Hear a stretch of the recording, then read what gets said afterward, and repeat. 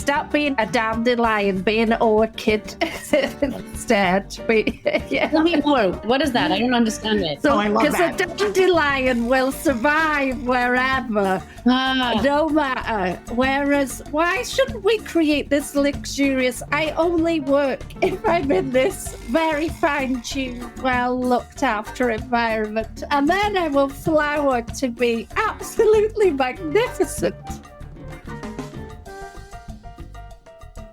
Hello, everybody, and welcome to the Embracing Only podcast. We are down to our last 3 episodes before we wrap up the season and bring us to the end of the year. And we're so excited to have Sinead Sharkey with us today. I've known this lovely lady for almost over a year now, which is unbelievable. And we were sharing just before we got on this call that we have our own secret little group with a couple of other women we met last year in this other coaching program, which I'm super thankful for. So Olivia and I are so excited to have Sinead here. Sinead is a renowned leadership and menopause coach, and she's dedicated to preventing the menopause talent drain. She has this fabulous TEDx talks called Menopause Smashing the Last Glass Ceiling. Highly recommend everybody listen to it. Whether you care for it, you don't care for menopause, you have it, you don't think you're going to have it for another 10 years, it's irrelevant. You'll know someone who's experiencing it in the workplace. And this TEDx Talks will really ignite her mission to help you drive the conversation from going from symptoms to solutions for women so they can thrive in all of the top level roles they seek. She has over 20 years of experience as a motivational speaker and trainer and has focused the last 10 years on specializing in supporting women in business and sport. I can't wait to dig into that because I just learned through a recent LinkedIn post about her getting a psychology degree in sport. Had no idea about this, so looking forward to digging into that. She has empowered over 10,000 women to elevate their career impact. And her own personal menopause journey, coupled with extensive professional expertise, fuels her passion for helping women succeed and fostering supportive workplace cultures. She's had a very successful corporate career before this, where she transformed culture and drove leadership practices, underpinning her role as a highly qualified expert. She holds a BA in honors in psychology, an MS in computing and information systems, an MS in human resource management, and credentials as an LP master practitioner, Lean Six Sigma master black belt, and a IF accredited coach and PQ coach. You've got every single certification and qualification one could have. She has delivered motivational talks and trained teams across many global organizations like Deloitte, Citi, Bombardier, Aerospace, Oracle, IFA, Tennis Ireland, and Lean In. And she's driving impactful work through Generation Women. We're so excited to have Sinead here with us today. Welcome to the Embracing Only podcast, Sinead. Oh, thank you, Archita and Olivia. I always cringe a little bit, but love also hearing my bio. We're not used to just putting it all out there, yet it's such a good thing to do because when you list up all the things you've done, it's, oh, yeah, check me out. Yeah, check you out, 100%. Let's dig into that right away. So just before we hit play, Olivia and you were having a chat about how many times people have told you that in order to achieve something, you've got to break this quote unquote impossible barrier. Tell us more about your journey, where you've had to do that, and how you now support women to break past these barriers that they have both internally and the ones they face externally. Oh, well, that's a really interesting thing to think about because I grew up often thinking that there weren't any barriers because my dad was such a, you can do this, he had this expression. He would say, just get your foot in the door. And then you can make the rest up from there. It was like just this total belief that as long as you got the opportunity, then you could make it happen. And he just thought that's how it worked. And so I took on that belief wholeheartedly. And I love that belief. But there is a big problem there that the opportunity has to be there to exist, to be open to you. And as a white, he probably got a lot more opportunities than women, and certainly women of colour or any other minority. So we have to really challenge that thinking. So it was helpful until it wasn't. And it's something that I often think about. But yeah, my journey started very much pushed by my dad. And I went and studied psychology, as you heard there, which was not what he wanted. He wanted me to be an international lawyer. I think we watched a lot of law TV programs at the time. He was an accountant and he hated what he did. And so he saw this as being a successful route. But sadly, when I was 15, he died very suddenly. And that was like my driver behind me gone. And it made me stop a lot and think about, well, actually, what do I want? Because I'd just been following the path that was set for me until that stage. And I suppose when I look back, that's the first time that I really started to think for myself. And there's times I still didn't later on, but it's always the times I stopped and thought for myself and really examined, what do I care about? What do I want? What's the impact that I want to make? Then I made really good choices. And so that led to me studying psychology. And it wasn't a full degree in sports psychology, I will say. That didn't exist at the time. But it did open up my mind to the whole possibility of excellence and performance and using how to focus your brain to achieve things that you really wanted, because the rest of psychology in the 90s was about illness, mental health. And even though that's such an important part of what we need to look at, for me, it wasn't the thing that ignited me, but sports psychology, that excellence did. And so then I went into corporate life, didn't know what I wanted. There wasn't a pathway because positive psychology didn't exist then. There was no pathway through that. So I did HR for a while. I worked in tech. Hated that, felt like a total square peg in a round hole. Just felt like my brain didn't work that way. Felt stupid all the time, felt like an imposter, even though I came top in my master's in tech. I still ran this narrative that I don't know what I'm doing. And so it took me a few years of being miserable, feeling like I had no confidence, no direction, to actually step back and go, okay, what do I really care about? What am I good at? What can I do with myself? Nobody's going to come and fix this for me. I have to start making some good decisions for me. And that's what I did. I explored my strengths, my passions, my power, and I went in that direction and carved a new career for myself. And then I did that again about 10 years later when I started this business. So always that step back and what am I good at? What can I do? Probably my biggest driving force is I want to make a difference. I want to make things better for a group of other people, whoever that may be. So in corporate, it was just want to make my colleagues happier at work because they're all miserable and I want them to connect with what they do. And now I want to make the world better for women. So that's a very potted history in some ways. Yeah.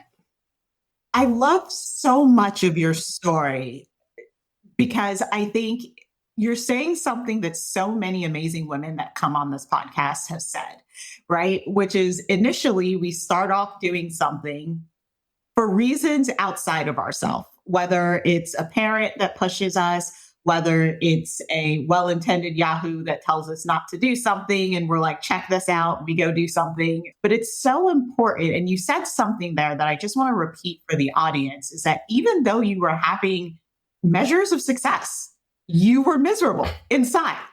Even though you were at the top of your class and performing and doing all of those great things, inside you were miserable. And it was only through aligning what you really wanted did you finally get comfortable in your own skin, right? So ladies, if you're out there today And your paycheck is saying, hey, you're doing a great job. And your annual reviews are saying, hey, you're doing a great job. But you're still sitting in misery and you can't figure out why. This is why. It's called misalignment, right? And so when you get in alignment with your passion, the money comes, but so does the mental and physical health and freedom that follows when you're aligned to your passion. So Sinead, tell us what happened from there. So now you realign and you're doing something that you're passionate about. So tell us about your passion and how you're impacting women these days.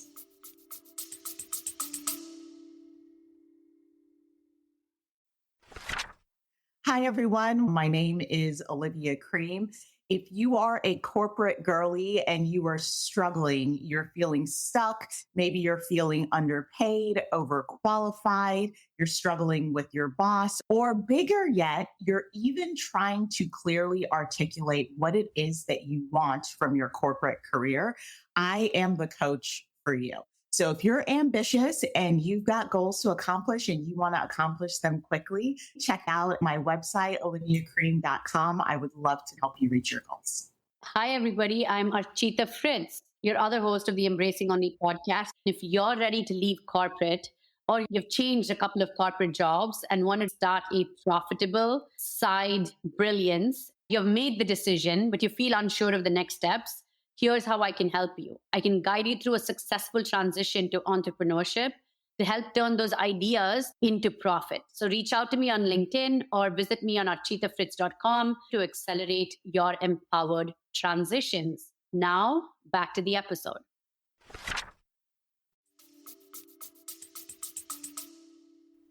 My passion hit, I was telling Archita and Olivia before we got on, it was when I was having my second daughter. I was reevaluating and thinking, what will I do? And I know that I don't just want to go to the top of a corporate. I don't see that being my strength. But my strength I could really see was inspiring. And I've worked in transformation for 15 years in company culture transformation and leadership development. And it was like, I just love transforming how people feel about their work experience and how they feel about themselves and how they tap into their inner power. I always think I have this superpower of seeing somebody's innate strengths so much clearer. Within a couple of minutes, I can nail down somebody's strengths that they have no idea about and helping them experience that for themselves and use that to power them forward. So I was on maternity leave thinking, I know I want to do a business. I don't know what it will be. And I actually got involved in politics. I started leading the Women's Equality Party in Northern Ireland because I was realizing I was a feminist. I hadn't had realization before. And even though I'd been fighting the cause and using that term yet because it had been so dirtied. And then I just thought I'd put these things together. So I was introduced to somebody that was starting a lead-in circle in Belfast. And I ran a session for them and people loved it. And she said, I know this other woman that you should meet. She does stuff like you.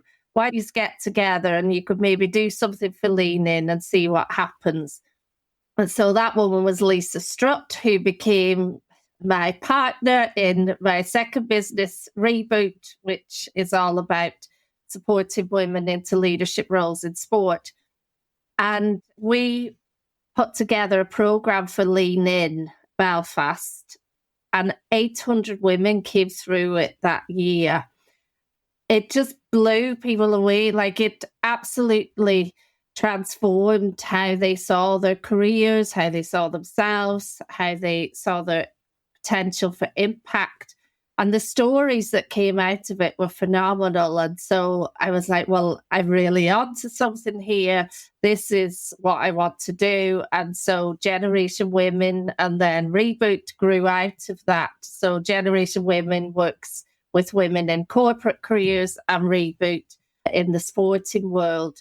And there's nothing makes me happier than seeing a woman step into herself and really feel, you use the term alignment, Olivia, when a woman's strengths and capabilities and her sense of self align with her ability to project and deliver, as she becomes unstoppable. And for me, that is the most magical thing that I can witness. And to be a part of that for as many women as I possibly can, that's what gets me out of bed in the morning.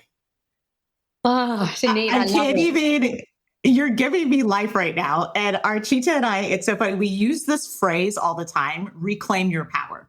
We literally say that to women, reclaim your power, because we are powerful as women beyond measure. And this is not me saying that the men are powerful, so don't come at me.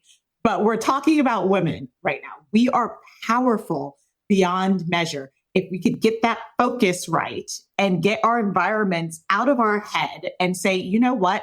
In spite of whatever environment I'm in, I'm about to crush this. I want so many women to just be delusional about their own abilities and about their own journeys, that anything that you imagine, you can bring that to life and walk in your power. It's absolutely doable. I'm over here, I'm fired up. Like, you've got me fired up for the week already.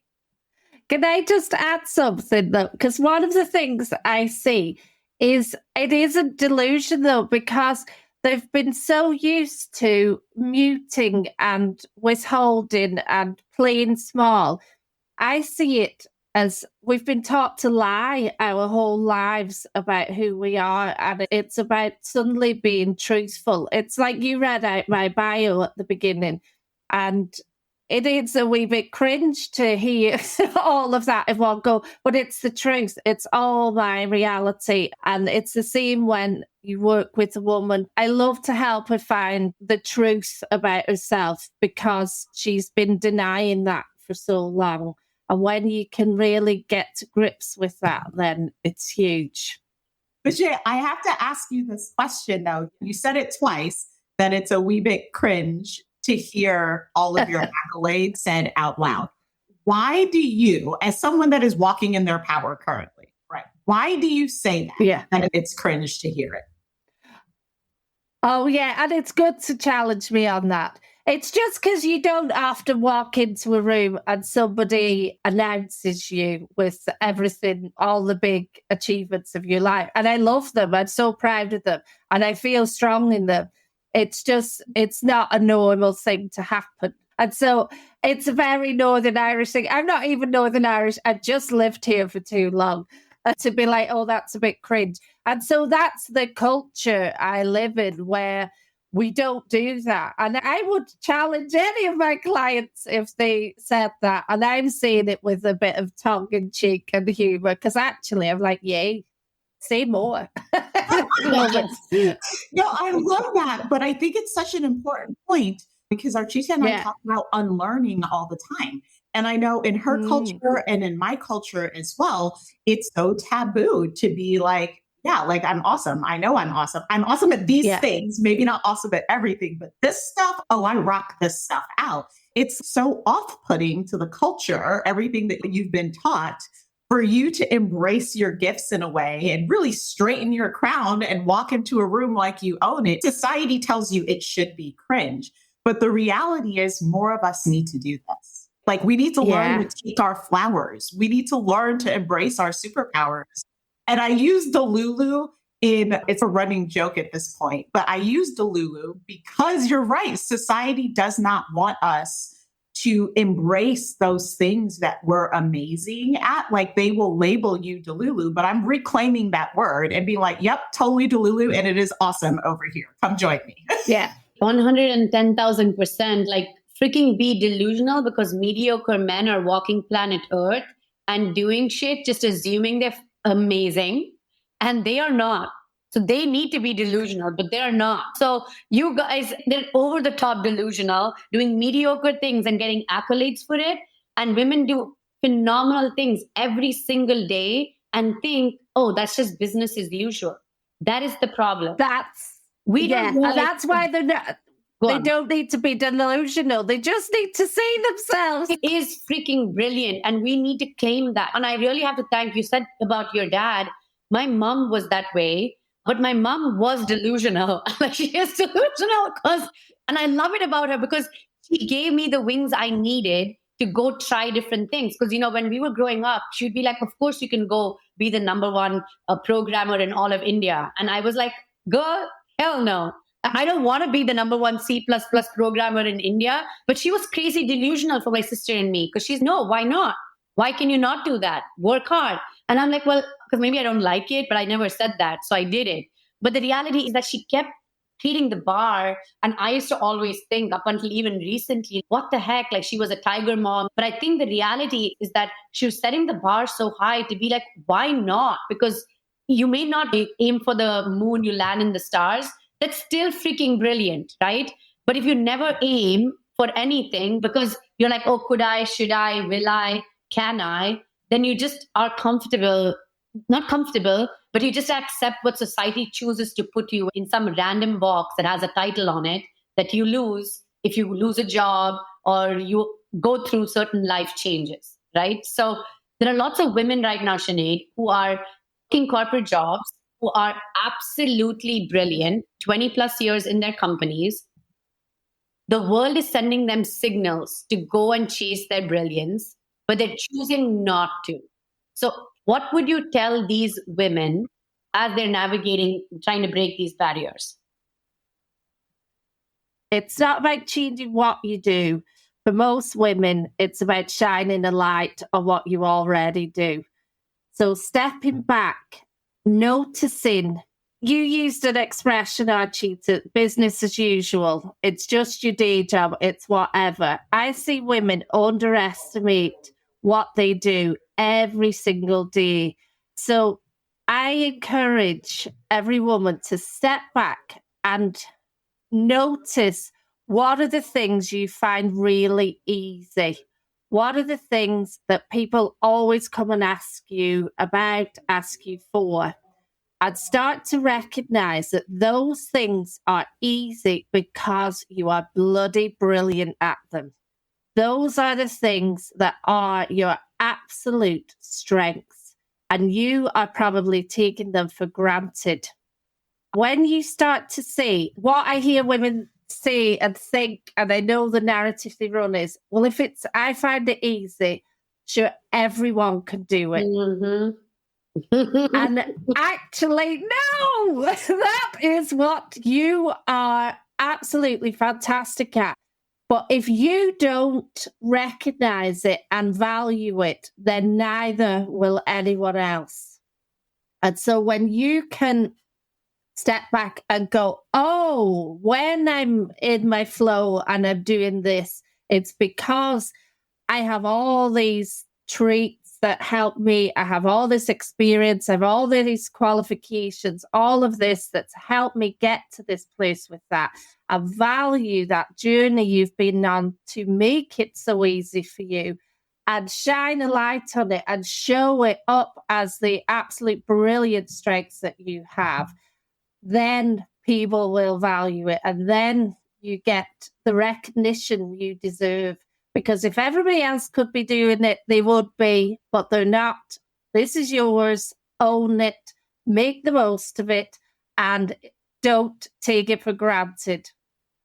Recognize it for 100%, yourself. 100%, because I feel like it's this broken record loop that it's almost like I hear some of my girlfriends share with me. Yeah, I'm really good at it. It's so easy, but it's just like this. I'm like, no, well, then change the bloody narrative. Change that story that you're telling yourself is that, oh my gosh, I'm so great at this, that it's so easy that I can do this every single day. Okay, now what am I going to claim for my brilliance? Well, go negotiate that in your upcoming performance review. Because we don't think that it's up for negotiation. That's it, 100%. Because if you don't shine a light on it, nobody sees it. That's the key. And so they take it for granted. Oh, that's just, give it to them. It's easy, blah, blah, blah. But actually, why they think it's easy is because they don't understand what you do to make that happen. So slow the process down. Look at all the moving parts. Take into account the things that you do and show that. I had a client that she was the top performer on her leadership team by a million miles, by every measure. She was phenomenal. And we talked about how she never got recognition. And I started getting her to play out leadership team meetings for me. And it turned out she was never taking up her space. She was never shining a light on anything she did. She was just getting the results because she never had problems to share at the meeting. She never took up her space. And I said, well, what about how you got all these results? What about how you're kicking everybody else's ass? What are you saying about that? Oh, well, nothing. I'm like, no, that's what you have to be talking about. Take your space, use your time, and you will stand out because everybody else is moaning and you are the one getting things done. Show them that, show them who you are and what you're doing. And it turned out she was the lowest paid. Yeah. We renegotiated that and she got her pay and bonus backdated for 5 years. Damn, I love that story. I follow a model from this company called Partners in Leadership, but they changed their name and now I can't remember what it is, but it's the results pyramid. Okay. And what it says is that when you have experiences in life, they create beliefs. And then once you have a belief, your actions will align with said beliefs. And then you're going to get some result, negative or positive, something's going to happen and you're going to get a result, right? You two ladies, before we went into this example with this particular client, said something that I feel like is so important to call out. We as women believe it should be hard because everything in our environment is telling you it should be hard, right? So the fundamental reason why we don't highlight the things that come easy for us is because through social programming, we have been told, you're a woman, your life is supposed to be hard. So if it's easy, we can't even wrap our heads around it, that it's easy because we're brilliant, because this is the thing that we were put here on this planet to do at this moment in time. We're out there chasing the hard things, like subconsciously living this reality that everybody told us it should be hard. But we need to reframe. And I think we're doing a nice job here of giving ladies examples, right? Changing those experiences that they're having through storytelling by saying, ladies, hello, hey, stop looking for it to be hard. Can we chase what feels easy instead? Because life should be easy. And it doesn't matter that you're a woman. There are so many women defying the odds and living these soft, amazing, luxurious lives. Like at this point in time, if someone, oh, you're a strong woman, I'm like, don't you put that juju on me. I'm a delicate flower. Yes. I need a soft, luxury. I'm not chasing anything that is designed to make me stronger. No, thank you. Been there, done that, left that where it is. But I think it's so important, ladies, to recognize, to change those experiences in life that you're having by starting to chase the things that feel easy, because that path leads you to glory instead of this uphill battle that we keep picking in our day-to-day life because we've been told this is how it's supposed to be.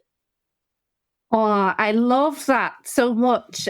That really expresses how I work with women because it's where that alignment happens. Because when you work from the place of ease, that's where your greatest confidence is. Like why so many women struggle with confidence is because they believe in this narrative. But also it's when you're pushing against what you're not flowing with your own strength, your own ease. Like confidence is like your inner core muscle.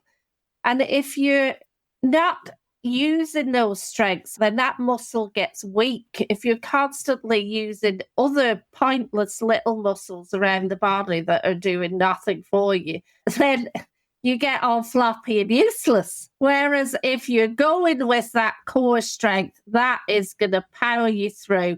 And that's when amazing things happen. Why should it be so difficult? And I love that idea. You made me think of Stop being a dandelion, be an orchid instead. Yeah. Tell me more. What is that? I don't understand it. So, I love because a that. dandelion will survive wherever, no matter. Whereas, why shouldn't we create this luxurious? I only work if I'm in this very fine-tuned, well looked after environment, and then I will flower to be absolutely magnificent. You know what I love about this is I have orchids everywhere. I'm obviously a plant lady and I love orchids. And my husband made a comment once that I didn't think much of, Sinead, until you just said that. You would love orchids. They're like the highest maintenance flower ever. And I'm like, well, yeah, why not? I need tending to. But the big secret about orchids is they actually aren't. You just have to know how to treat them right. And then they are easy. Exactly. I love it. We're orchids. I am an orchid. Embrace that. Be an orchid, not a dandelion. No, chase environments that help you be an orchid, not a dandelion.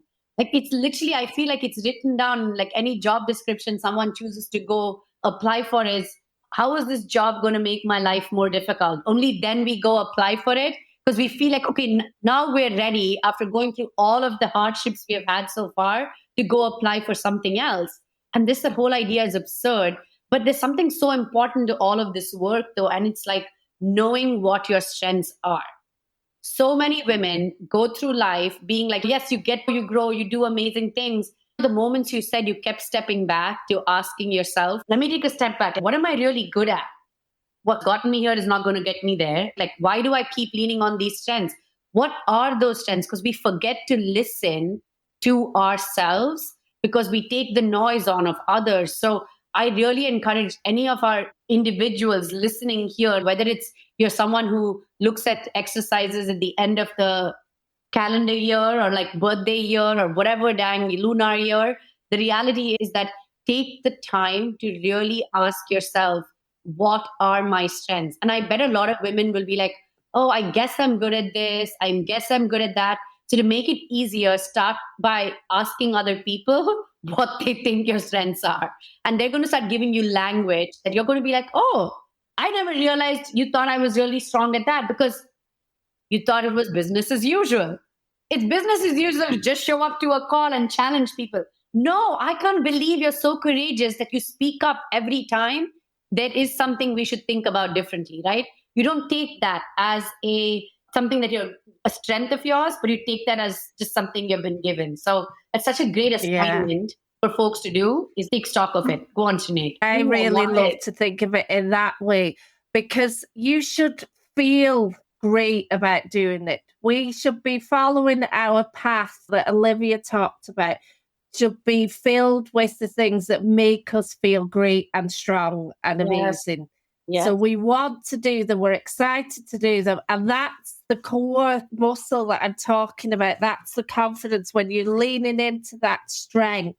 It's because it makes you feel strong to do it. I agree. And if you ladies want another, I know Archita and I talked about this in our last Real Talk, but to add to that, if you're a journal or you can't figure out where this inner strength comes from, I just started doing this myself, ladies, and I promise you it works. When you are having a moment and you're like, oh my God, this is awesome. I feel great. Jot it down. Maybe it's on your phone. Send yourself a text. I don't know. Maybe you have a special notebook. Write down what you're doing in that moment. Your own patterns will start to become clear to you. It will help you figure out what those things are that light a fire in you if you don't know what they are today. And I might add one other tip. When you go ask people about your superpowers, that is one of the exercises I absolutely love to do. Resist the urge to argue with them. Okay? Because we will go ask someone, where are we strong? And then turn around and argue with them when they're like, oh, you're really good at this. Really? No, I'm not. Okay. Zip it, ladies. This is the time to take your flowers and not argue. All you're allowed to say is thank you for your feedback and maybe hug someone if you need that. That is it. And you're just going to absorb that. Okay. I promise you it's uncomfortable in the moment, but you need that to start building that confidence muscle. Yeah. And saying thank you. If you argue, You've basically asked somebody for a gift and then you've taken it and smashed it and thrown it back in their face. I love it. So instead, we say, thank you. Oh, I really appreciate this beautiful gift that you thought so much about to give me. Gosh, Thank you. I sit here and I talk about this stuff and I like empower women to be like, capture it. And I can tell you sometimes I think it's video. I don't know what it is. But sometimes people get on video and they're like, oh my gosh, I'm so inspired or this and that. And I'm like, oh, that's great. And it's because someone was doing it this morning and I was just like, oh, that's awesome. You're welcome. Thank you. Inside, the moments when you feel, oh my gosh, I think they're like giving me too many flowers is when you need to remind yourself like you deserve every one of them. Because you feel like, oh, this is too much. Okay, cool. Let's get to the things. Is when you really need to like have an out of body experience, look at yourself and be like, girl, dang, I'm so proud of you. Like you literally have to give yourself that like little pat on the back, because moving on to the second part that I really want to dig into as women, besides all of the other garbage nonsense that exists in the world, beings to be like God or whoever or whatever chose to make our human bodies like change constantly from the age of like 13 to 60, essentially. And like not for 2 years, not for 1 year, but maybe even sooner, age 8 to 60 plus, right? And one of the things you tackle, Sinead, is women have gone on, done amazing things. They recognize their brilliance. And then they come along to this lovely fork in the road called perimenopause. And they know they've got to get on that path because their physiology is not going to let them do anything otherwise, no matter what. But yet they're fighting it because they're like, no, I've been this brilliant woman. This is nonsense. This data it means nothing.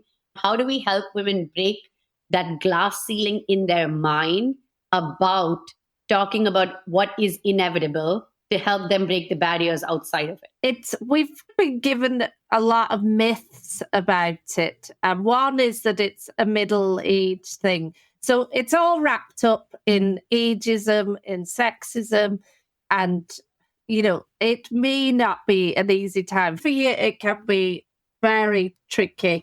But I think one of the things that I learned that really shocked me is you can actually go into perimenopause at any moment post-puberty. No way. What the heck? Yeah. Yeah, that's new news. That's news. Yeah. And so if you think like women in their 40s and 50s have a struggle, imagine that happening to you at 19 and you not being believed by the medical profession, not being believed by your employer. That is something that can happen. And women can go into medical menopause at any time because of a lot of reproductive challenges, so endometriosis and those kind of things. Either the condition itself or the medication can cause women to go into menopause, or the treatment that they are having. So we have to, I think, broaden our understanding of perimenopause. Something else that's worth noting, and I'll come back to breaking the glass ceiling, is if I'm going to share facts that people don't often know, that menopause itself is one day. I'm always shocked by how few people know that particular piece of information. You're blowing my mind that menopause is one day? Yeah. So menopause is the 1 year anniversary of stopping bleeding. That's what menopause is. Okay. Now, perimenopause is the run-up to that. So perimenopause is all the hormonal changes and fluctuations that can happen. And then postmenopause is all the things that happen after that. But menopause itself is actually one day. Yeah. Okay. And the thing is, mind blown. And most of us didn't know that perimenopause existed until quite recently. In the UK, it was celebrities like Davina McCall, Mariella Frostrup, and those kind of women started talking about it and blowing things up. I've worked with a menopause expert who works in the NHS, and they told me that a lot of women were coming to her attention as an occupational therapist in stress because they were suddenly crumbling at around 40 and unable to manage stress. And they were being put on a stress pathway. And of course, it wasn't working. All the interventions weren't working. And it was actually, this is quite about 10 years or so ago, she was working with a brilliant woman. And it was the woman's GP said, I think you might be perimenopausal. And none of them had heard this term before. And they were like, oh my goodness. So went off and found out about it. And it's the perimenopause that quite often causes the issues for women. We notice it at work first. So it's anxiety, it's memory loss, it's brain fog, it's low energy. And these things creep up.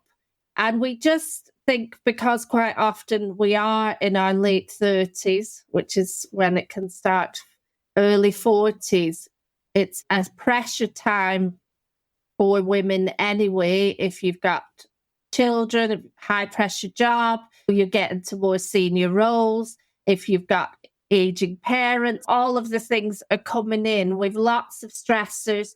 Friends are maybe getting sick. We're dealing with other kinds of ill health.